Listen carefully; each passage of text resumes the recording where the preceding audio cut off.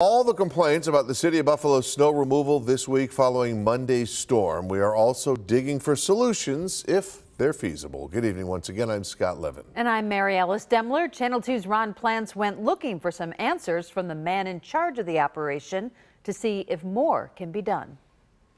First, an update this evening that Buffalo's Public Works Department reports 95% of the city's residential streets have now had at least one plow run, with a focus now on unfinished and dead-end streets and salting before the big freeze. From the city's published plowing plan, with an average 10-inch snow, streets should be cleared within 24 hours as the goal. But some people feel the city's response fell behind. Are there things they could do better? The biggest issue cited by the DPW, illegally parked cars on both sides of the street restricting plows. Other cities are aggressive with enforcement of alternate parking rules. You don't want to give people tickets, but to get those cars out of the way and get the streets plowed.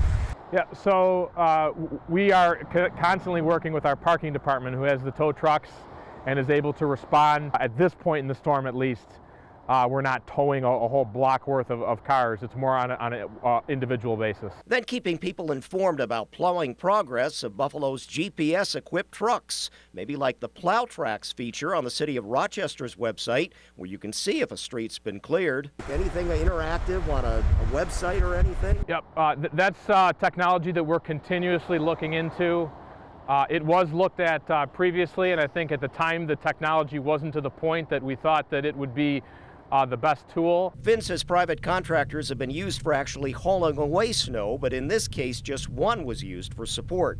So on the fleet itself, would more smaller vehicles help on those narrow streets? As equipment gets smaller, it has less horsepower to push the snow. This was a deep and very dense snow. Then numbers. The city of Buffalo says it has about 100 pieces of snow fighting equipment, whereas Rochester lists 150. I realize your budget's limited, but do we need to look at a larger fleet or something to try to get down some of these streets? I think that's something that we could look at in terms of comparison to also be efficient, because that, a larger fleet is certainly going to cost more money. Ron Plants, Channel 2 News.